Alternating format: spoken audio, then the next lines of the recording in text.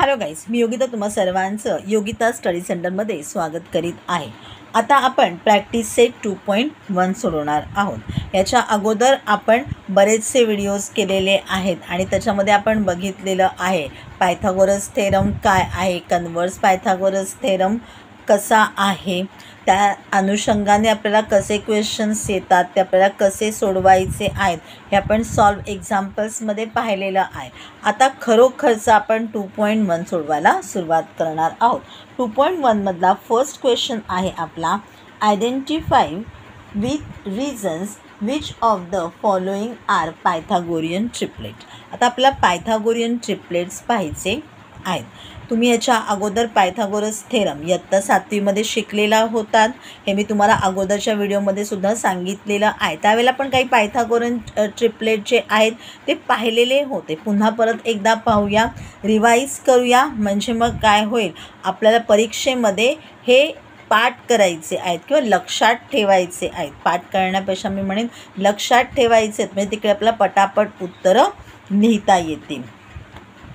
First आपल्याला दिलेला आहे त्यांनी 3, 5, 4। मी तुम्हाला सांगितलं नंबर मोठा जो आहे त्याला काय पकडायचं आहे, आपला हायपोटेनस पकडायचा आहे। मग आपण लिहिलं 5 square is equal to 3 square plus 4 square. 3चा स्क्वेअर आला 9, 4चा स्क्वेअर आला 16, 9 plus 16 is equal to 25।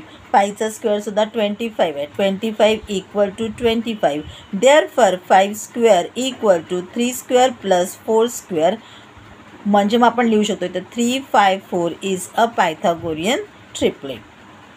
Second question बघूया। सेकंड क्वेश्चनमध्ये दिलेला आहे 4, 9, 12। आता 12ला आपण हायपोटेनस पकडूया। मग 12 square is equal to 4 square plus 9 square. 4चा स्क्वेअर 16, 9चा square 81, 81 plus 16 is 97। 144 is not equal to 97। Therefore 12 square is not equal to 4 square plus 9 square. मग आपण म्हणणार आहोत तिथे 4, 9, 12 is not a Pythagorean triplet. Third क्वेश्चनमध्ये त्यांनी दिलेला आहे आपल्याला 5, 12, 13। आपण 13 आहे त्याला हायपोटेनस पकडणार आहोत। 13 square is equal to 5 square plus 12 square. 5चा स्क्वेअर 25, 12चा स्क्वेअर 144, 144 प्लस 25 इक्वल टू 169। 13चा स्क्वेअर आहे 169 इक्वल आलेले आहे। Therefore 13 square equal to 5 square plus 12 square, म्हणजेच काय झालेलं आहे 5, 12, 13 इज अ पायथागोरियन ट्रिपलेट। याच्यामधला फोर्थ क्वेश्चन पाहूया। 24, 70, 74। मग 74ला आपण हायपोटेनस पकडूया। 74 square is equal to 24 square plus 70 square. 14चा square आहे 576, 70चा स्क्वेअर आहे 4900, 4900 प्लस 5766 इक्वल टू 5476। 74चा स्क्वेअरसुद्धा 5476 आहेत, म्हणजे इक्वल आलेला आहे। मग आपण म्हणू 74 square is equal to 24 square plus 70 square. 24, 70, 74 is a Pythagorean triplet. पुढचा क्वेश्चन पाहूया। क्वेश्चन नंबर 5, त्याच्यामध्ये आहेत 10, 24, 27। 27ला हायपोटेनस पकडूया। 27 square is equal to 10 square plus 24 square. 10चा स्क्वेअर 100, 24चा स्क्वेअर 576, 27चा स्क्वेअर 729 इक्वल नाही आहे। 729 is not equal to 676। Therefore 27 square is not equal to 10 square plus 24 square. 10, 24, 27 is not a Pythagorean triplet. महत्त्वाचं काय आहे याच्यामध्ये, त्यांनी काय विचारलं, पायथागोरियन ट्रिपलेट आहे की नाही ते सांगायचं आहे। म्हणजे जोपर्यंत आपण हे वाक्य लिहित नाही नॉट अ पायथागोरियन ट्रिपलेट, तोपर्यंत आपल्याला मार्क मिळणार नाही। हा क्वेश्चन फक्त 1 मार्कासाठी आहे, मग तो तुम्हाला MCQजमध्ये येईल किंवा 1 मार्क्सचा आन्सर ज्याच्यामध्ये लिहायचं आहे, डायरेक्ट आन्सर आपल्याला लिहायचं आहे ज्याच्यामध्ये, तेच फक्त येणार आहे। त्याच्यामुळे जास्त टेन्शन घेऊ नका, हे तुम्हाला रफ वर्क करायचं आहे। फक्त तुम्हाला 1 मार्क्स ज्या वेळेला येईल त्यावेळेला हे सगळं लिहून दाखवावं लागेल। 61 स्क्वेअर आता आहे 11, 60 अँड 61. 61 हा मोठा आहे म्हणून आपण 61 square is equal to 11 square plus 60 square. 11चं स्क्वेअर 121, 60चं स्क्वेअर 3600 इज इक्वल टू 3721. 61चा पण स्क्वेअर आपला आहे 3721 इक्वल आलेले आहेत म्हणून आपण म्हटलेले आहे therefore 61 square is equal to 11 square plus 60 square. 11, 60, 61 is a Pythagorean triplet. Hello guys, मी योगिता तुम्हा सर्वांचं योगिता स्टडी सेंटरमध्ये स्वागत करीत आहे. आता आपण 2.1 मधला सेकंड क्वेश्चन पाहणार आहोत. आपला सेकंड क्वेश्चन आहे in figure angle MNP is equal to 90 degree segment NQ perpendicular segment MP MQ is equal to 9 QP is equal to 4 find NQ. तर त्याच्याबरोबर आपल्याला एक फिगर दिलेली आहे, आपल्याला फिगर काढायची आहे. मी तुम्हाला दाखवते तर फिगर तुम्ही पटकन कशी काढणार आहात किंवा आपल्याला काय बघायचं नाही आहे ते बघूया. लिहून घेतलेले आहेत गिवनमध्ये आपण in triangle MNP angle MNP is equal to 90 degree segment NQ perpendicular segment MP MQ is equal to 9 QP is equal to 4 there find NQ is equal to what. आता फाईंडपर्यंत जोपर्यंत आहे तोपर्यंतची आपली पण लाईनमध्ये काढून घेऊया आपली फिगर. ओके, त्याच्यामध्ये एवढं काहीच आपल्याला पाहायचं नाही आहे. 1-2 मिनटाच्या आत किंवा आपण म्हणूया एक 10-15 सेकंदामध्ये आपल्याला ही फिगर आऊट काढायची असते. फार काही पाहत बसायचं नसतं, फक्त व्यवस्थित त्याला आपल्याला नावं द्यायची आहेत हे मात्र लक्षात ठेवा. आपल्याला इथे आहे N, इथे आहे P, इथे आहे M. एक लाईन राहिलेली आहे.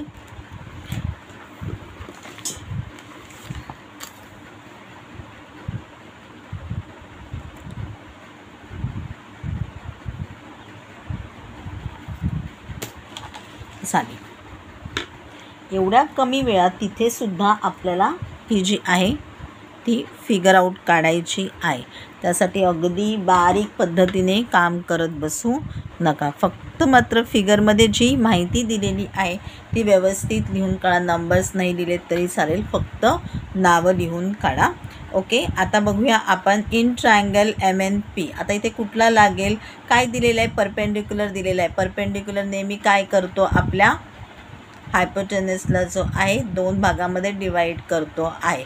मग त्या 2 भागांची काय म्हणूया आपण product of that 2 parts equal to mean. आपला जॉमेट्री मीनचा जो फॉर्म्युला आहे तो इथे लागणार आहे. मग आपण लिहून घेतलेला आहे in triangle MNP NQ square is equal to MQ into QP.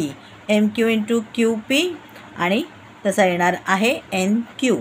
Geometry mean, theorem of geometry mean लिहून घेतलेला आहे. NQ स्क्वेअरच काढायचा आहे आपल्याला equal to 9 into 4, 9 4 36. NQ square is equal to 36. मग आता आपण काय करूया, दोन्हींचे जे आहेत ते स्क्वेअर रूट्स काढून घेऊया. NQ इज इक्वल टू 36चा स्क्वेअर रूट आहे 6 means therefore NQ is equal to 6. आपलं उत्तर आलेलं आहे, त्याला ब्लॉक बॉक्स करा म्हणजे आपलं उत्तर तयार झालेलं आहे. आता आपल्याला पाहायचा आहे question number 3. In figure angle QPR is equal to 90 degree segment PM perpendicular segment QR and QMR. QMR कसे आहेत, कोलिनियर पॉईंट्स आहेत. PM is equal to 10, QM is equal to 8 find QR. बघा आपल्याला इथे सुद्धा जी आहे ती फिगर आऊट काढून घ्यायची आहे. काढून घेऊया आपण. त्याच्या अगोदर लिहून घेऊया given in triangle PQR angle QPR is equal to 90 degree segment PM perpendicular segment QR QMR. PM is equal to 10, QM is equal to 8 find QR is equal to what. Solution नंतर वाचून दाखवते तुम्हाला, त्याच्या अगोदर figure out काढून घ्या.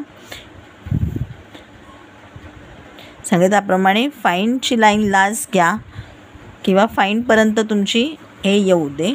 आता एक थोडासा अंदाजाने ही छोटी साईड घ्यायची आहे मग छोटा तिरका काढून घ्या. ओके, आता ही मोठी साईड आहे.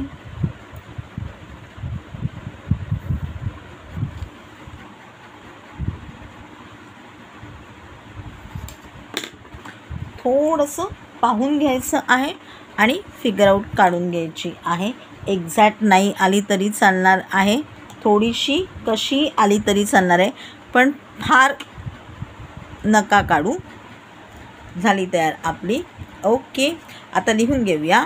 In triangle PQR angle QPR is equal to 90 degree by theorem of geometric mean PM square is equal to QM into RM.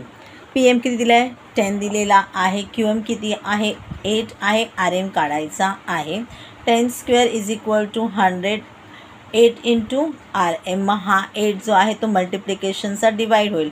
100 divided by 8 is equal to RM. Therefore 12.5 is equal to RM. आपला काय शोधायला सांगितलेला आहे? Find QR. QR कसा बनलेला आहे? QM plus RM. QMR collinear points आहेत. Reason द्या त्याच्यासमोर. QMR दिलेला आहे त्यांनी आपल्याला. मग QR इज इक्वल टू किती दिलेलं आहे? QM आपला 8. आत्ता आपण RM काढलेला आहे 12.5. 8 प्लस 12.5 इज इक्वल टू 20.5. म्हणजेच काय झालेलं आहे? Therefore QR is equal to 20.5. त्याला बॉक्स करा. क्वेश्चन नंबर 4 आहे आपला.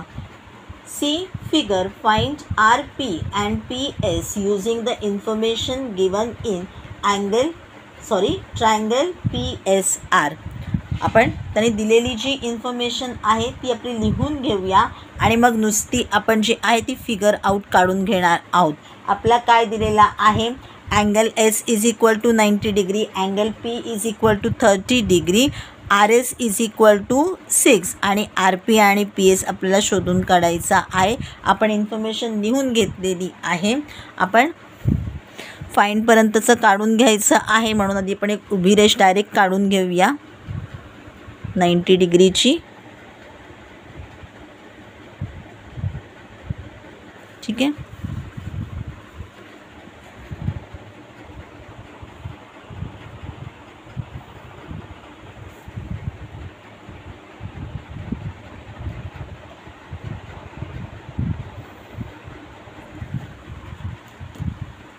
नावं लिहून घेऊया आपण. S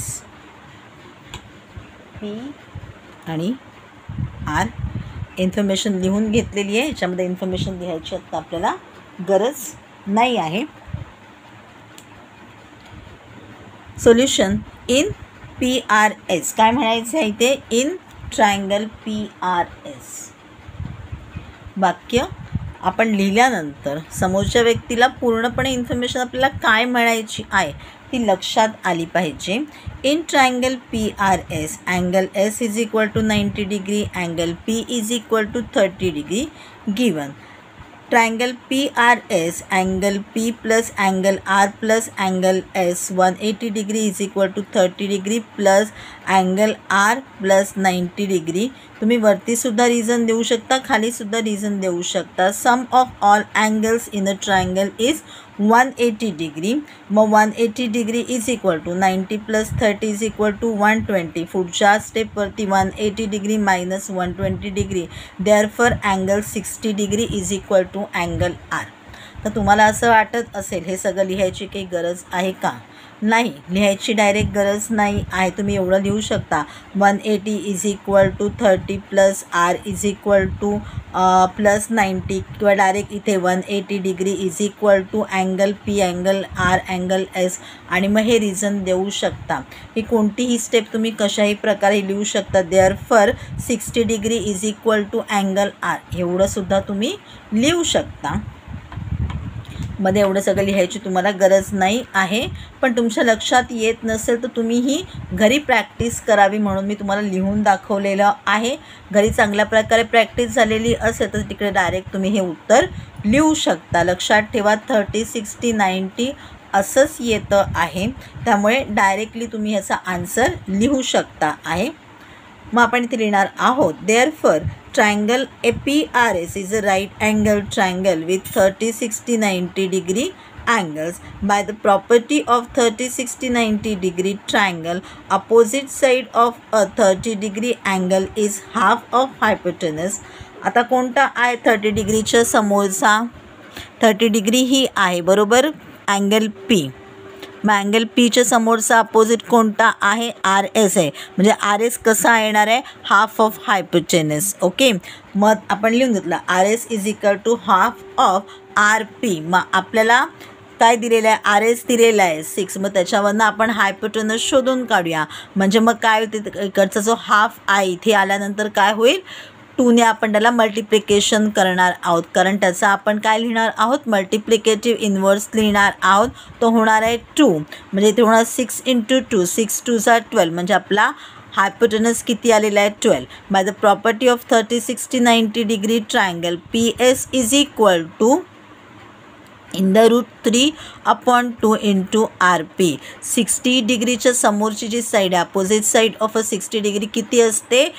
in the root 3/2 of hypotenuse लिहून घेतलेला आहे आपण. आता आपला हायपोटेनस माहिती आहे, पी एस काढूया. मग किती होत? In the root 3/2 into 12. म्हणजे 2 1 जा 2, 2 6 जा 12. इथे काय राहिलेलं आहे? 6 इंटू इन द रूट 3. मग आपण ते लिहून घेतलेलं आहे, गरज नाही आपल्याला इंटू लिहायची, म्हणून आपण डायरेक्ट आन्सर दिलेलं आहे. Therefore P S is equal to 6 in the root 3. त्याने 2 नंबर्स काढायला सांगितलेले होते आपल्याला. आर पी काढायला सांगितलेलं, पी एस काढायला सांगितलेला होता. आपण दोन्ही ठिकाणी जे आहे ते ब्रॅकेट्स लिहून घेऊया, काढून घेऊया, म्हणजे आपल्याला उत्तर पुन्हा परत खाली लिहायची गरज पडणार नाही.